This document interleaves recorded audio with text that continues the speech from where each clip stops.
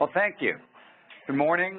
I'm Dan Major. I'm joined this morning by my partner, Brad Peterson, and it's our pleasure to address what we think is one of the most interesting topics in the sourcing world, and that is how companies are going about using data. What are the critical legal risks with the various data strategies they're using? As data gets bigger and bigger, and as the analytic tools get better and better, there are increasingly businesses looking to find new ways to use data. Given the complexity of the topic, we're actually going to break it into 5 segments. So we're going to talk about data that people collect or gather or create as part of their business, data that you may license from a third party as part of your business, the use of cloud or robotic processing or artificial intelligence or other digital age tools to process data, your implementation of a strategy where you actually go into the business of licensing data to third parties, and finally, you're partnering with emerging fintech or other digital age companies that may have services and tools in this area. All of you are engaging, I submit, in at least the first and probably the second. You all have data, you're all gathering it or creating it or both, and you're probably licensing data from other people. We also think it's very likely that in the near future, if you aren't already, you will be engaging in at least 2 and perhaps 3 more of the things we're going to talk about. So this is a good time to talk about it. With that, I'll turn it over to Brad. So, as we start, there's a picture of Dan and Brad. The first question is, when we say key legal issues in data strategy, what is data strategy and why are we talking about data strategy? Well, traditionally, data strategy was an internal function done by data strategists, a separate group within the company, and it had 3 primary pieces, continues to have 3 primary pieces: the collection of data, the organization of data, and the governance of data. Those generally, for most companies, are 3 completely different groups, and that's part of what makes implementing legal policies so difficult.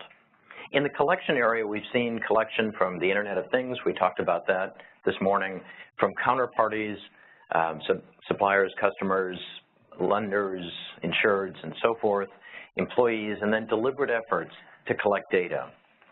That data then has to be processed. It needs to be organized. It needs to be, for example, identified to a specific customer or identified to a specific asset. The data is then stored in some appropriate spot, and it's organized and transformed by packaging so that it can be used by the entire company for data analysis. And it is integrated with existing applications. And then we have this narrow interface with legal, which we call the governing process. And in governance, people think about questions like, who can access the data? How do we secure the data? And when do we destroy the data? That's the older focus. We could have given that slide 5, 10 years ago. The new focus is on sense, analyze, and act. Companies are trying to work in real time. The IoT sensor identifies something happening, a problem, an opportunity, and the computer systems immediately, through algorithmic processing, cause the entity to act. This is a new set of challenges because it goes with the idea that Dan talked about that data is getting bigger, it's getting faster, and it's getting more variable. And the opportunity for legal involvement now can't come, you do the data mining, you take a look at the analysis, you make a legal judgment. Things are happening in real time. But even with the new increases in the power of computing, even with the dramatic new increases in the analytical skills that we have better algorithms now for data analysis. Big data analysis is genuinely different. There's still sort of an iron triangle of data strategy. It's not all free. And that's capability, what can the database do, performance, how fast can it do it, and cost, how much are you investing? And the way that you can get both, if you want your data to be processed in a way that's both fast and so high performance, quick, and high capability is by building secondary databases. And data strategists spend a great deal of time with this idea of taking what is initially in an application database, what we often call a primary or purpose-built database, and moving it to other databases, online transaction databases. When you get on the web and you type something into the app will talk to an online transaction processing database with probably an extract from a traditional application. When you're doing rapid analysis, that Sense and Act, it's an online transaction database. There are other databases which are online analytics databases. They move more slowly, but they can give you results like, is the product available in a store near you? They're built for a very specific purpose. And then we've got bigger things, data warehouses, data lakes, where vast amounts of data, often highly variable and not well integrated, is poured into a single area, and that it can be analyzed with big data analytics tools looking for correlations and so forth. And that's a completely separate piece. An important piece of this to realize, first, now a SAS Institute study that was published in 2017 says that on average, each piece of data in an application database is being copied into 10 of these other databases on average, and some much more frequently. Another piece to realize is that not every database will have the same use. And we've recently been involved, Bob Chris, who's in the room and will be speaking later, was working with me on a deal, a failed deal, where the vendor used an online analytics database to handle an online transaction database application. And the databases are so different that that resulted in a failure of the application and serious problems for the client. Let's talk about the legal risks. As Dan said, all of you have, if we look at level one, traditional company gathering its own data, integrating its own data, governing its own data to run its own business. What are the legal risks there? Two pieces. The first, the compliance risks. And I think on the screen we have the big five here. There's what we traditionally call information governance. And if you've been in this area for 20 years, you think of information governance as one of the first things that came up. And the question was, how do I keep the data that I need long enough? And it's not just naturally destroyed, because now I've turned it from paper to data, and I might lose records that I'm legally required to keep. Then the problem started to be how to destroy data fast enough, because data was becoming dangerous in litigation. If there's a litigation request, the volume and the cost of the data might be overwhelming. So we have rules on how to produce, preserve data, and timely destroy it through records retention policies. Data privacy, compliance with laws around the world, data security, prevention of unauthorized access, modification or destruction of data, cross-border data transfer. We now have data localization laws. The EU has long had restrictions on transferring data outside of the EU. Many countries have export control laws prohibiting the export of data, and all of those laws tend to be around access to data, not actually moving the data itself. And then we've got, in many industries, anti-discrimination laws.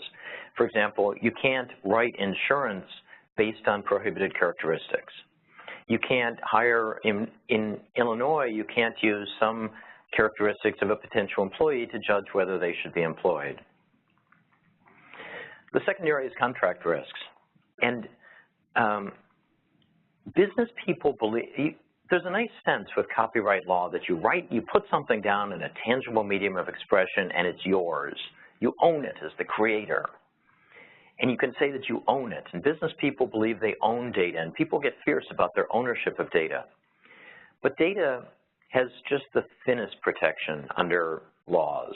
Under the Feist decision that many of you are familiar with, it's clear that in the US that although copyright might protect the organization of data, the cleverness of your design, it would not protect the underlying data. Underlying data is rarely a trade secret by the high standards of trade secret law. And this is true throughout the world. There are similar cases around the world saying that data is simply not protected. So if you ask the question, who owns this data? The answer is, maybe in Europe, you might have a specific database protection law that might help you. But here in America, the answer is probably no one owns the data. You might have someone who controls the data. You may have limited copies, but there's no one who owns it, which means that contracts are absolutely critical if you're going to know who can do what with data.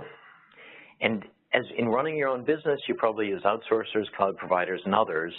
And as Joe Pinnell mentioned earlier this morning, often they have contract clauses that say, we can use your data for the, as long as we aggregate it with other data, or as long as we use it to improve our services or make more money, we can use your data for whatever purposes we might want. And so you can have data leakage as a contract risk. And then finally, let's talk about what the dramatic changes today are doing, the big data issues. One is that it's a lot harder today to know where your data is flowing. And if you were going to say, follow data minimization laws under data privacy, and someone has a right to be forgotten and you need to destroy the records about that person, those records might be in tens or hundreds of databases. Data integration is becoming more difficult as the variety of data increases and the number of, for example, IoT devices increases.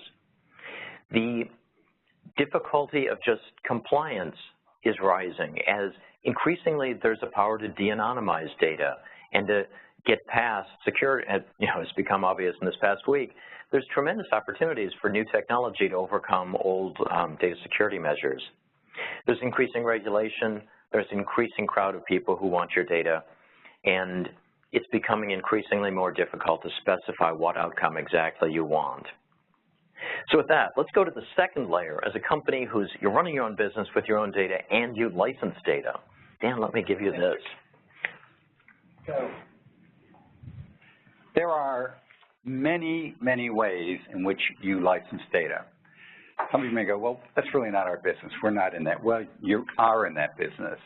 Think of employment agreements. Think of customer agreements. You are getting data from lots of different sources, and it's almost always pursuant to an agreement that may have had little or no thought given to it, little or no time spent negotiating the terms, little or no thought given to the purposes for which it would be used.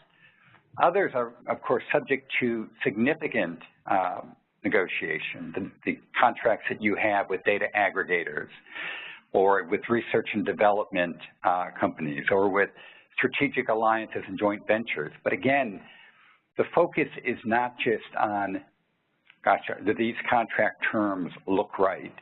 It really has to be aligned with what are you going to do with the data? How are you going to use it? How are you going to protect it? So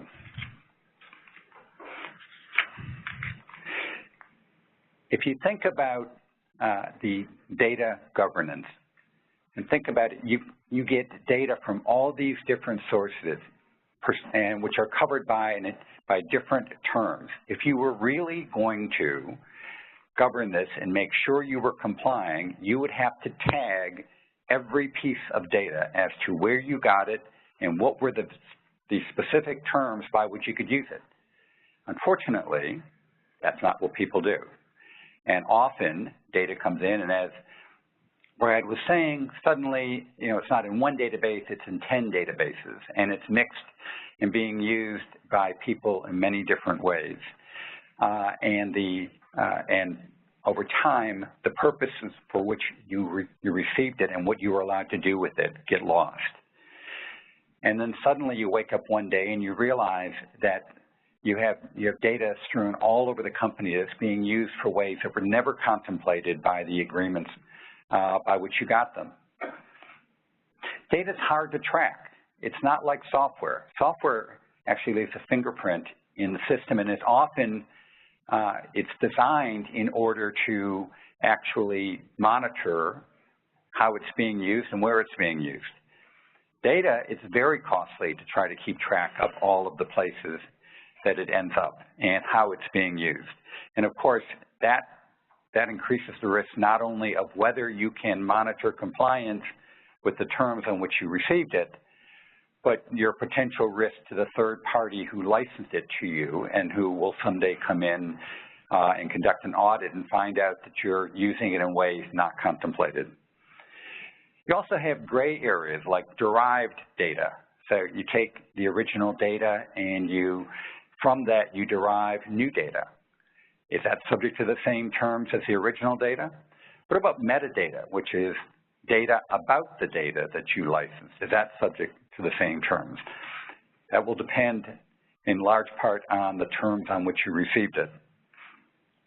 You might say, well, the data scientists in the company, they'll be focused on this, but they're not. They're focused on how do I use data? How do I make more out of it? How do I convert this into dollars? How do I use it for a new and even better purpose? That's their focus. They're not looking for ways to restrict the use of data. They're looking for new ways to use data. And the data licensors are, unfortunately, more sophisticated in most cases than the customers. This is their business. This is what they do for a living.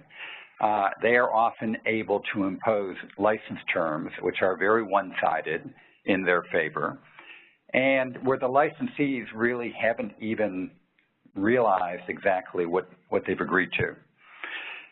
And then, unfortunately, the data licensors have become like the software companies and have realized that if you just wait a little while and then circle back, you can convert audits and compliance reviews into a profit center, where you can have customers and go back and find out they're not using them the way that they were supposed to, and therefore they owe you money.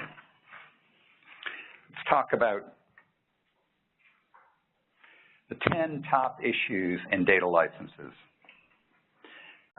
in no specific order. Scope. What data are you receiving?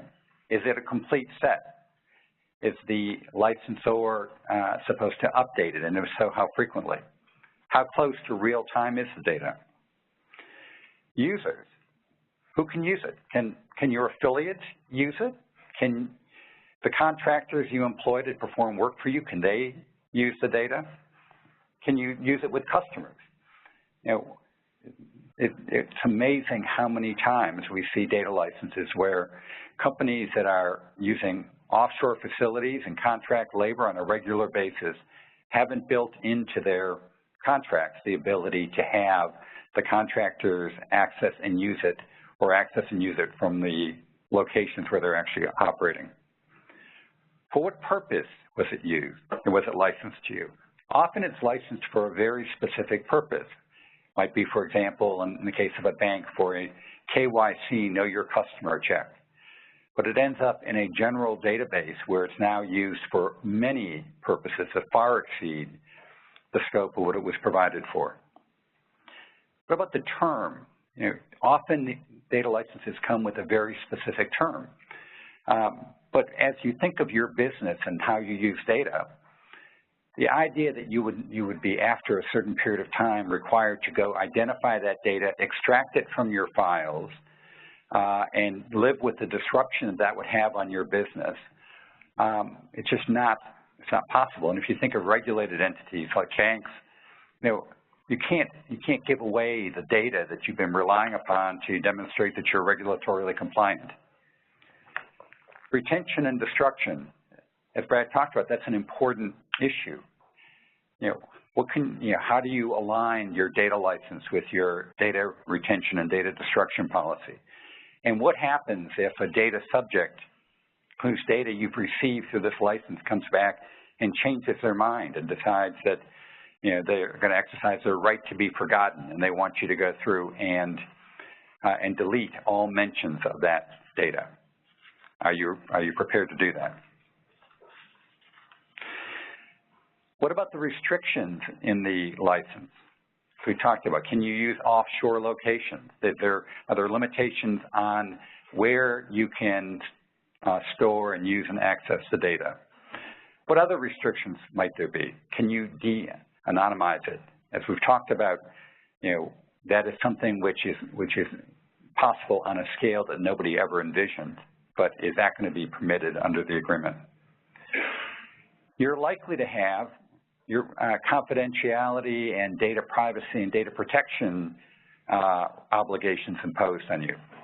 Are you prepared to accept that, or the liability that may come with not having met those? What about the quality of the data? What promises are you getting in terms of the data being full and complete and up to date and you know, able to be used for the purpose that you want to use it. You know, either is there a disclaimer of all such promises in the data license? The rights that you're given are obviously important. You know, in many cases, the data aggregator is obtaining data from other sources. Do they have the rights you need? Have they gotten from the data subject the rights that they can flow through to you so that you can use it for the purposes that you want to use it? And finally, liability. What's your liability to the data aggregator if things go badly? And what's their liability to you, and how, and, you know, is it really commensurate with the risk that you're taking? Brad? Thank you, Dan. So now let's take it up a level. You're now running a business and you're using your own data and licensed data, and you'd like to move to some of these new advanced tools, artificial intelligence, things like IBM's Watson, robotic process automation, a whole collection of tools that allow you to replace human users with digital users, machine learning, and so forth. There's some new key data risks, even if you are using these tools internally. So we're not using the cloud yet, we're just talking about licensing some tools.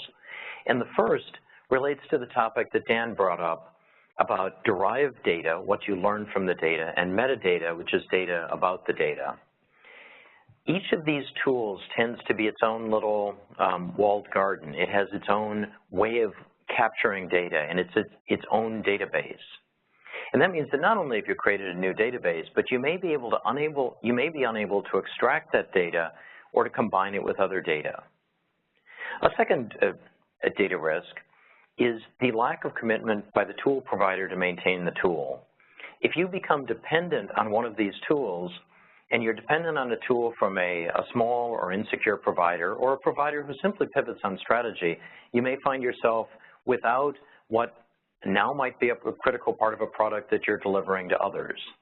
And so getting long-term commitments in an industry where right now it's difficult to get long-term commitments is very valuable.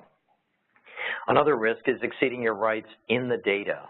So we've talked about privacy, for example, where you might need consents from data subjects, or you might need consents under your contracts, or you might need consents under your data licenses.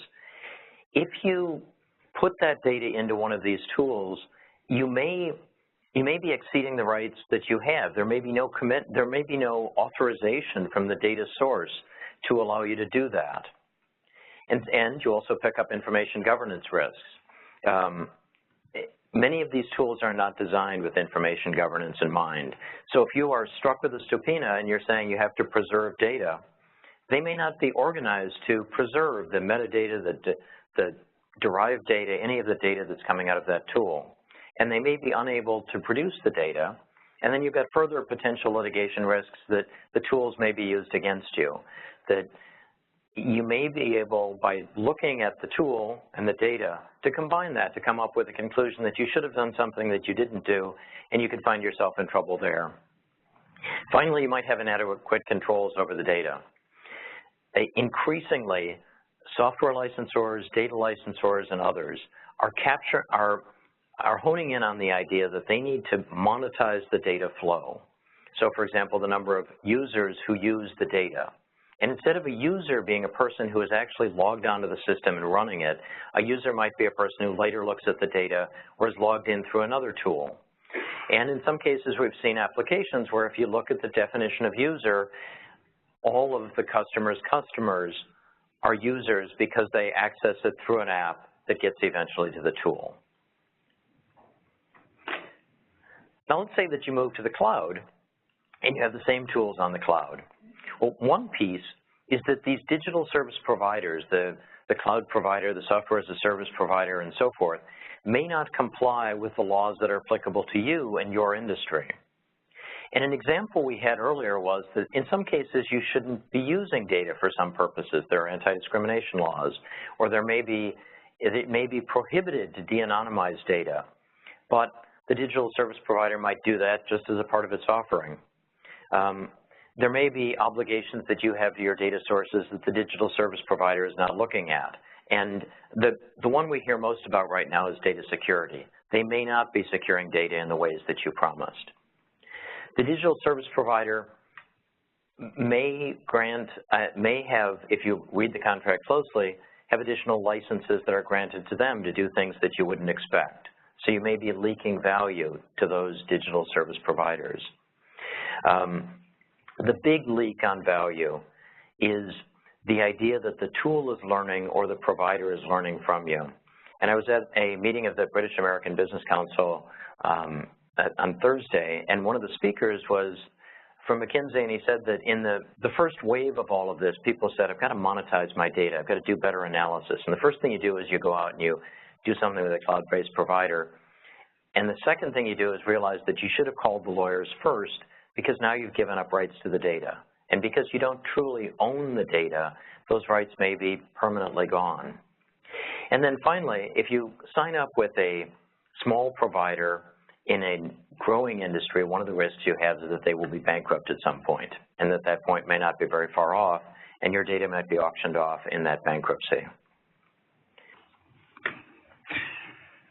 So now you've got all of this data, and somebody will eventually say, wait a minute, couldn't we make money out of having all of this data? What could we do where we could derive additional revenue from using this data? And more companies are coming up with ways to take the data that they have and to license it to others, or to license the conclusions that can be drawn from that data to others.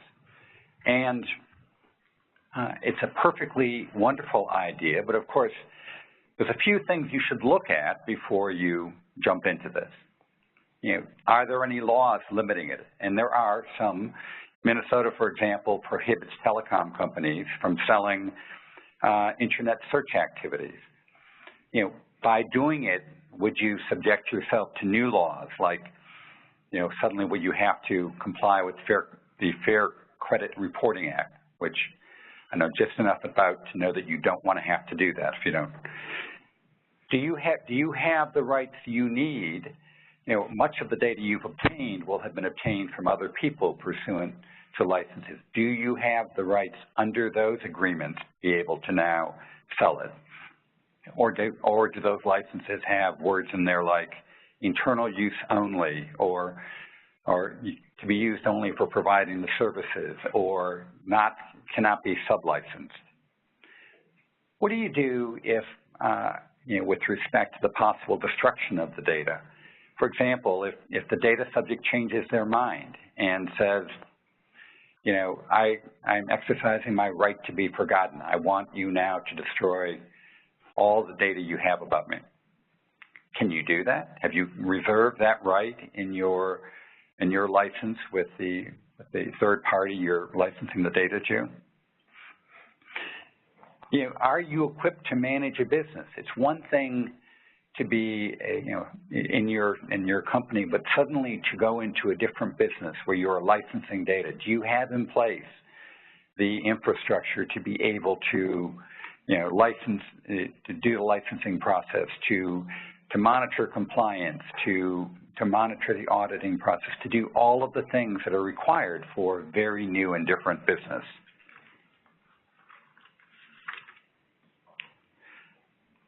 A couple of other things to think about.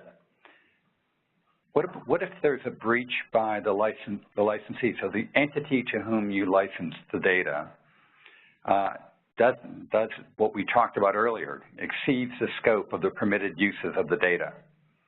What's your recourse against that party? And what's the data subject's recourse against you? You've exceeded the scope of the license. It wasn't you, but the entity taking their right through you.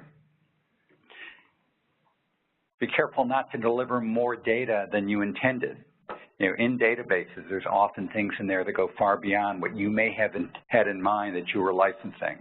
Rather than doing a data dump, make sure that you've thought through and perhaps created a purposely built database just with the data that you intend to license. Think through the issue of how you're going to deal with your obligations. confidentiality, privacy, and data security. What do you expect of the party that you're licensing it to? How are you going to meet your obligations in this regard? And what recourse do you have if the licensee has a data breach? And finally, as Brad talked about, are you prepared for the possibility that when the licensee goes into bankruptcy, that your data may be auctioned off as part of the bankruptcy? Brad?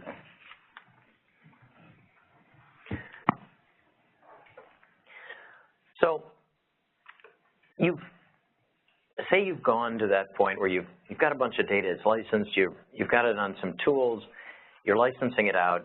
The next thing you might want to do is think about better ways to monetize. And it's typically in a license, you monetize by getting a royalty. But there are many, many more opportunities out there right now. In some industries, there's an entire field of tremendous startup activity funded by private equity, which is helping companies, like large companies, monetize data. So you might be able to partner with a fintech, an insurtech, an edtech, a proptech, a medtech, someone like that, and you leverage its access to private capital, the ability to do a Series C round and get $100 million to invest in something that you might not be able to invest in by yourself, and then to share on an equity basis in what is perhaps the biggest upside in your business. Data companies, data-driven companies are achieving substantially higher returns, and to become a data-driven company, it might be smart to partner with one in one reason or another. Another is to partner with an established technology company, someone like IBM with Watson, and use their resources to partner with you to come up with better products and services. And they'll want to find a way that they can use that in more ways. So for example, you might work with them to come up with an industry-specific product that works well for your industry, leveraging your data, which for many companies, companies in the room and on the web, have a database which is the largest database of its type, or the second largest or the third largest database of its type, and the opportunity to work with a sophisticated company to derive the value from that is perhaps the greatest opportunity they have. And then the final one, Dan had mentioned the Know Your Customer application, which in banking is related to the need to be able to do specific processes to identify the people that you're thinking of doing business with. And it's valuable to have an industry utility for that, in part because it shares the cost across the industry and no one's competing on this as a source of competitive advantage, and also because there's inherent value in pooling information. Some industries, like the auto industry, is now pooling information on security threats to automobiles, because by pooling the information, you get better responses. We've seen all sorts of partnering structures and seen clients work in services arrangements where there's sort of a powered by approach. We've seen alliances where the companies come together and they might share something, they might share market access, they might share technology, they might share data, and then they would share the benefits of that through some sort of a generally revenue-based or profit-based arrangement. And alliance structures are particularly attractive to companies who are old-line companies who have trouble attracting new digital talent, because by partnering with a more millennial-focused Silicon Valley company, they can achieve more. Another choice is to go with a joint venture, creating a new and separate company specifically between the companies, and then you share in the revenue gains and hopefully the IPO from that as an owner. If you want to go a little bit further, you can invest in a company. Many of the companies in this room have invested in technology companies specifically to monetize their data.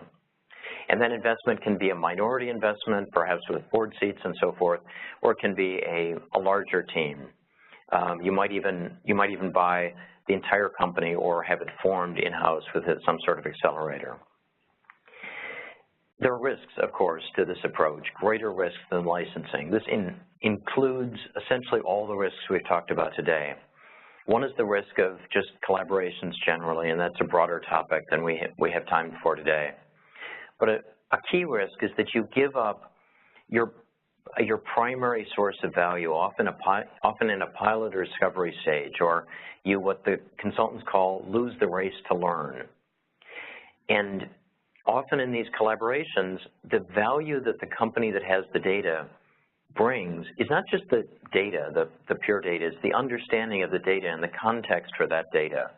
And this data is often being collected from an application that the other company doesn't truly understand, put into secondary databases that the other company doesn't truly understand. And without the company that gathered that data, they can't do a very good job. So you might give up that access to that domain knowledge. You might give up exclusivity, or you might enter into an exclusive relationship that limits your flexibility. And the holy grail for the small startup technology company is to find a large company and make sure that it's an exclusive partnership so that they can derive the value from whatever is achieved by the collaboration.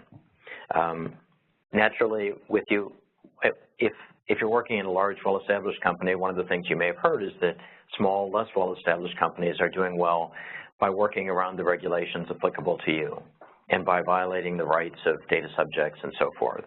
And there's a danger that all of the things that we see as innovation, talent, and so forth may turn out to be a violation of laws or a violation of your contracts with your data sources that the smaller, faster-moving company might not truly understand. And so the question is what to do now. And I'll turn it over to Dan for that as a practical guy. So you have to confront two realities.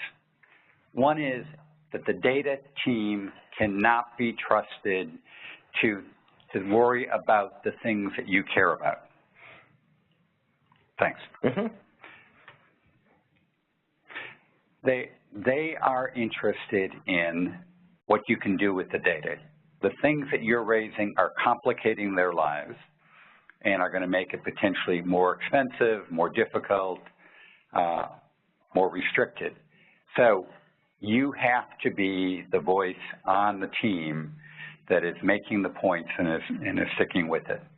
It's not that they're bad people. That's not their focus. They're looking to find value in the data. They're looking to find new ways to use it. And you have to be the one in the team who says, wait a minute, we have issues that we have to address. The second is that data strategies have gone from being a back office technical issue to being, cutting edge key business strategies. And so they're more important, they have much higher visibility at higher places in the company, and so we have to treat them as such. So what do we need to do? One is you need to be part of the team. You can't sit on the sidelines and wait for them to come to you. You need to be part of the data strategy team and actively involved. You have to know the legal and contractual obligations that you've agreed to in your data licensing, from a data licensing perspective. You need to learn the data flows and anticipate how this will happen in the future and what you need to do to address it.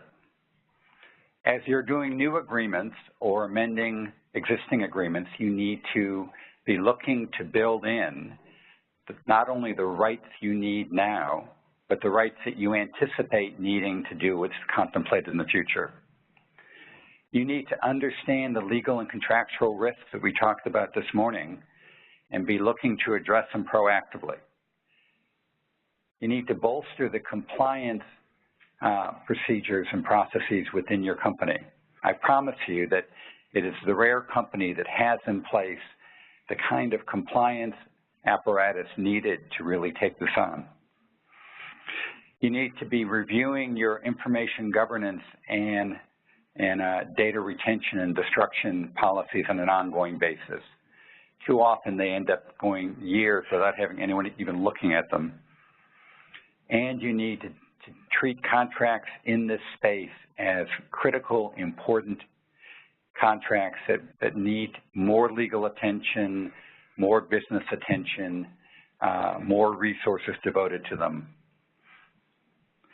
So I think that brings us to the end. We're happy to talk questions, and we have time for questions. Any questions about what we talked about or anything else dealing with data strategies?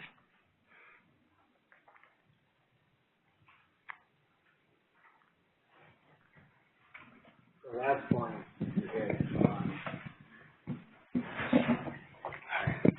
the last point that you hit on startups and fintech companies partnering with established mainline companies to access their data and to provide analytic services. Contractually, how have you seen the institutional companies protect the IP in any models or in any predictive models that these analytic companies are just starting up, that maybe 2 PhD students who could take those models and essentially give it to your competitor and make your competitive advantage a best practice? We see companies focused on using technical, operational, and contractual approaches. And so from a technical standpoint, with the 2 PhDs, one of the things you might do is have all the work done on your systems. Even though they could get an Amazon cloud, you control the systems that are used. When the data is accessed, the data is controlled by you. And so these technical procedures are very valuable. A second piece is having, of course, the contractual rights. And in some alliance arrangements, you do talk about exclusivity on their side, saying that they can only serve one company in your industry, or they can only use the data for one purpose, and back those up by audit rights that allow you to hopefully keep them, know when they've violated, and be able to impose some sanctions. And you almost, as you say, the 2 PhDs in the company disappear, but your data might flow outwards. So maintaining real control over the data and the tool and critical elements is, it's too often overlooked, but it's a critical part of making this work. It's a critical part of making this successful. And a lot of big companies sort of leapt forward. They said, oh, let's do a partnership right away. Let's find somebody who knows this and, and move quickly. And then have drawn back a bit as they're saying, well, I've given up too much here and gotten back too little. And now that I see the value of the asset I have, I need to move much more systematically. Other questions? Okay, well, thanks very much. Thank you.